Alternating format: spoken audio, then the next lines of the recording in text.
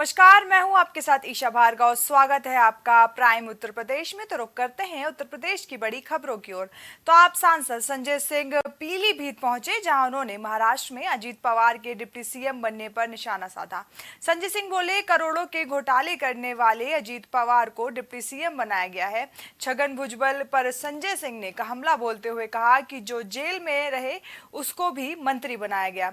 BJP में जो भी पहुंचता है उसकी छवि साफ सुथरी हो जाती है। देखिए, ऐसा है कि जो पटना की मीटिंग हुई और इसके बाद जिस तरह से आदरणीय नरेंद्र मोदी जी बौखलाए हुए हैं, 2 घंटा स्पीच दे रहे थे वहां भोपाल में, तो सारी पार्टियों को गाली दे रहे थे। इसको फायदा पहुंचाना है तो उसको वोट दो, उसको फायदा पहुंचाना है तो उसको वोट दो। मैं तो मोदी जी आपसे पूछना चाहता हूं, भैया अडानी को फायदा पहुंचाना है तो किसको वोट दो? अगर हवाई जहाज, सीपोर्ट, एयरपोर्ट, सड़क, बिजली, पानी, रेल, सेल, सब बैंक वैंक सब अडानी को देना है तो किसको वोट दिया जाए? तो आपको बता दें, सांसद संजय सिंह ने बीजेपी पर निशाना साधा है और वहीं अजीत पवार के डिप्टी सीएम बनने पर भी उन्होंने कटाक्ष करते हुए कहा है कि जो अजीत पवार है उनको लेकर आपको बता दें, लगातार जो संजय सिंह है उन्होंने निशाना साधा है। उन्होंने उनको कहा, छगन भुजबल पर संजय सिंह ने हमला बोलते हुए कहा कि जो जेल में रहे उसको भी मंत्री बनाया गया है। वहीं बीजेपी में जो भी पहुंचता है उसकी छवि साफ सुथरी हो जाती है। इस खबर पर ज्यादा जानकारी के लिए हमारे साथ अमित जुड़ चुके हैं। तो अमित, लगातार जो सांसद संजय सिंह है वो बीजेपी पर निशाना साधते हुए नजर आ रहे हैं। जी जी, आपको बताते चले कि आज जो है आम जनता पार्टी के सांसद संजय सिंह पीलीभीत में पधारे और इन्होंने अपने सप्ताह की सारी उपलब्धियां गिनवाई और बताते चले कि कांग्रेस और भाजपा के ऊपर इन्होंने जमकर निशाना साधा और बताते चले हमको कि जो है भाजपा सरकार को बोला है कि 24 में इस सरकार को आना ही नहीं चाहिए, ये खतरनाक बन सकती है। और अपनी जो आम पार्टी के लिए इन्होंने अपनी उपलब्धियां गिनवाई पीलीभीत में आकर के। जी, तो अमित, क्या अभी तक संजय सिंह के बयान पर जो बीजेपी सरकार है उनका कोई बयान सामने आया है? नहीं, फिलहाल अभी तक ऐसी कोई बैठक नहीं हुई है। आपको बताते चले संजय सिंह ने बताया, कांग्रेस पार्टी पर भी बोलते हुए निशाना साधा। संजय सिंह ने बताया, कांग्रेस पार्टी के अध्यक्ष अपना मत साफ करना चाहिए, जो अपना जो मनसूबा है वो साफ करना चाहिए और अपनी पार्टी के बारे में बताते रहे। और जो है भाजपा, सपा और अन्य जो विपक्ष पार्टियों के ऊपर इन्होंने जमकर निशाना साधा और बताया कि आम जनता पार्टी जो जिस प्रकार से दिल्ली और पंजाब में अपना कार्य कर रही है, हर जगह अपना जो नेतृत्व फैलाना चाहिए। आम जनता पार्टी हर जगह होनी चाहिए और जो है भाजपा सरकार को हर चीज में बताया कि ये महंगाई बढ़ाती चली जा रही है, टमाटर 120 रुपए किलो के, ऐसी अन्य कई जो है उन्होंने बातें बोली। अजीत पवार के डिप्टी सीएम बनने पर भी जो संजय सिंह है उन्होंने कटाक्ष किया है। जी जी, हाँ, आपको बताते चले जो डिप्टी सीएम बनने के लिए उन्हें कटाक्ष किया है। ये संजय सिंह करोड़ों घोटालों के अजीत पवार की डिप्टी सीएम बनेंगे, ये उन्होंने कहा है गप्पा। और जैसे कि संजय सिंह ने हमला बोलते हुए कहा है, जो जेल से उसको भी मंत्री बनाया गया, बीजेपी में पहुंचना उसका छवि से साफ सुथरा हो जाती है। जी बिल्कुल, इस खबर पर जुड़ने के लिए धन्यवाद। अब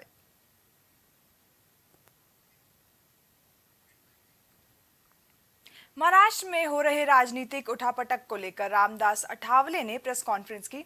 इस दौरान उन्होंने कहा कि एनसीपी को एनडीए के साथ आ जाना चाहिए था, लेकिन साथ नहीं दिया, इसलिए अजीत पवार एनडीए के साथ आ गए हैं। उन्होंने डिप्टी सीएम की शपथ ली है।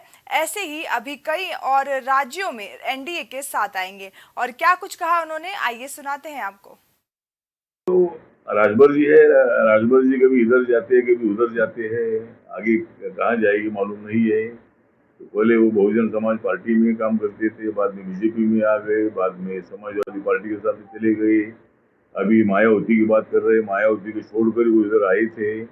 और मायावती का चेहरा जो है ये प्राइम मिनिस्टर के लिए बीजेपी सभी अपोजिशन अनाउंस करे, राजभर जी का ओपिनियन है। तो हम भी सभी अपोजिशन को अपील करते हैं कि अगर आप सब एक साथ मोदी जी के खिलाफ आ रहे हैं तो आप भी एक आधा चेहरा आगे लाइए। ये तो राजभर जी बोल रहे होगी कि मायावती को बनाओ।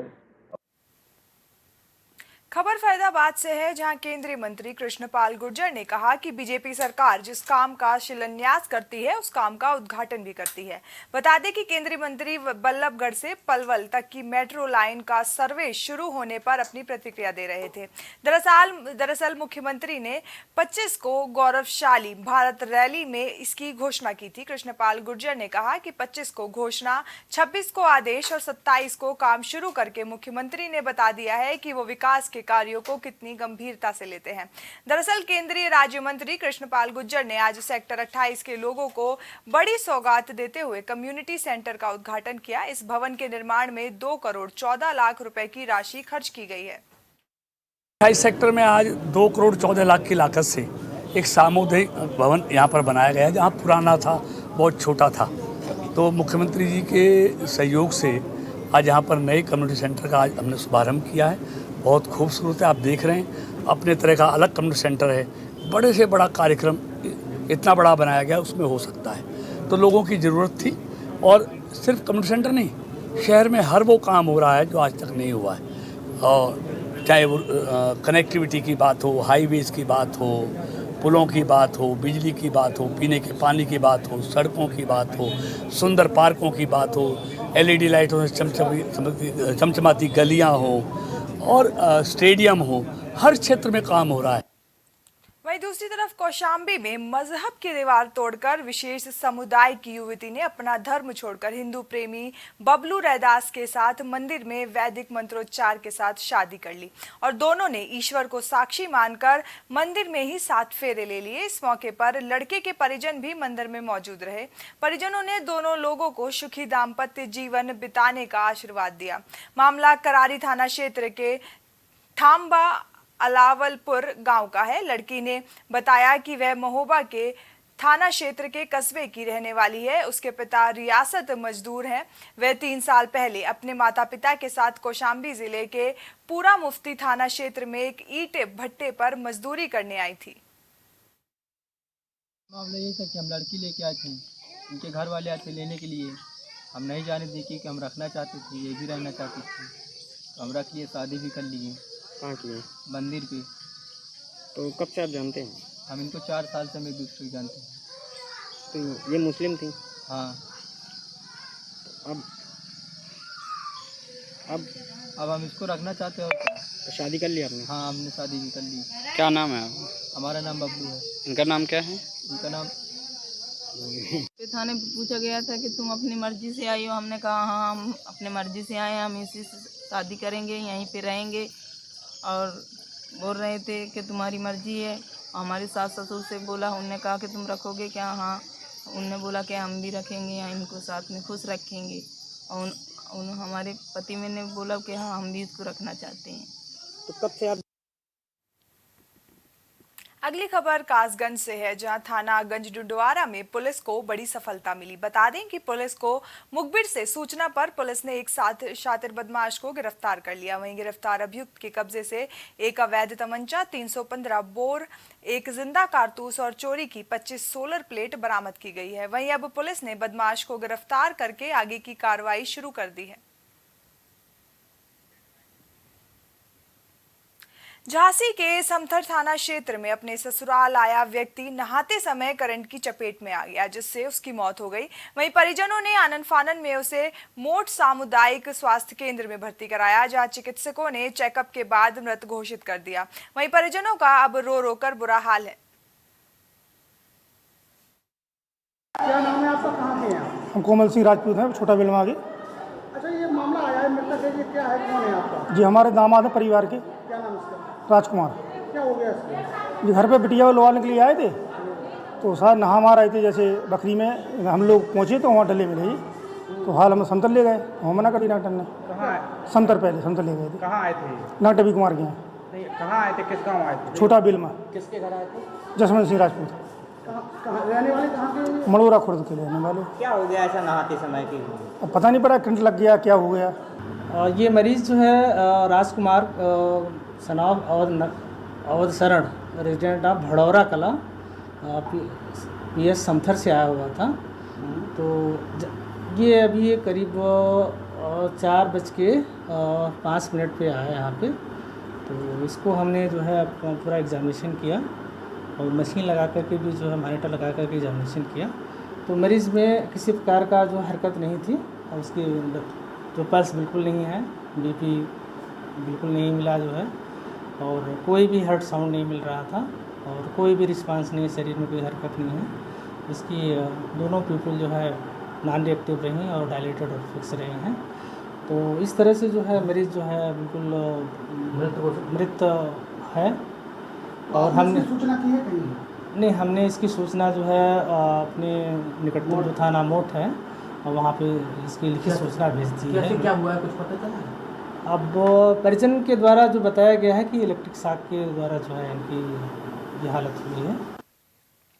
दिल्ली से सटे फरीदाबाद में मां बेटे के रिश्ते को तार तार करने वाली खबर सामने आई है, जहां शराबी बेटे ने अपनी ही बुजुर्ग मां को लात घूंसों से बुरी तरह पीट पीट कर अधमरा कर दिया। इतना ही नहीं, आरोपी ने अपनी मां की गर्दन पर जान से मारने की नीयत से पैर तक रख दिया।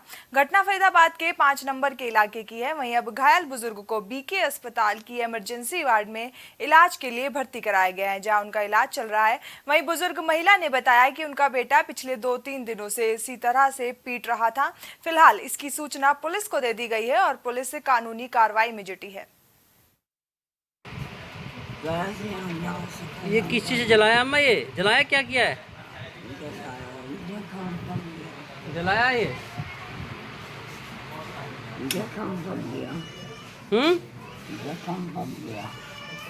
ये कैसे कैसे मारा है? किस चीज से मारा है आपको? ये गला घोट दिया, लात लात बजाई है। गर्दन पे पैर रख दी थी? गर्दन पे पैर रख दिया था?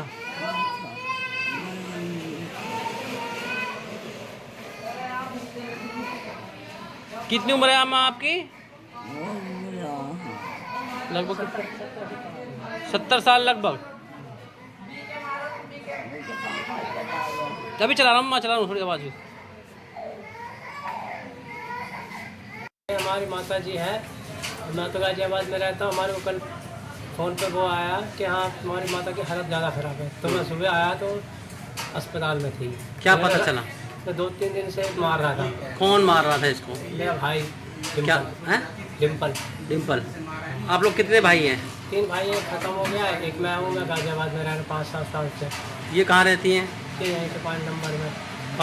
अपना मकान है? लड़के के साथ अपना मकान। तो उसके बच्चे? उसके बच्चे एक लड़का है जो वही उसने तो रिपोर्ट करी है, बुलाया। अच्छा। तो नानी के गया पड़ा था, नानी के आकर उसने हालत देखी कि ज़्यादा ख़राब है, तो उसने तुरंत फ़ोन करा एम्बुलेंस को। कैसे मारा है माँ को? आपको देखा हुआ आपने? मैं तो गाजियाबाद, मुझे तो पता नहीं। माँ ने बताया कुछ? माँ ने बताया वही करके लाते लाते मारा था जब आता था। हमारे को सूचना मिली कि लीला नाम की महिला दाखिल अस्पताल है और हमारे पास मुंशी ने एमएचसी ने हमारे को सूचना दी कि एक रुका है, ये कैसे प्राप्त करूँ।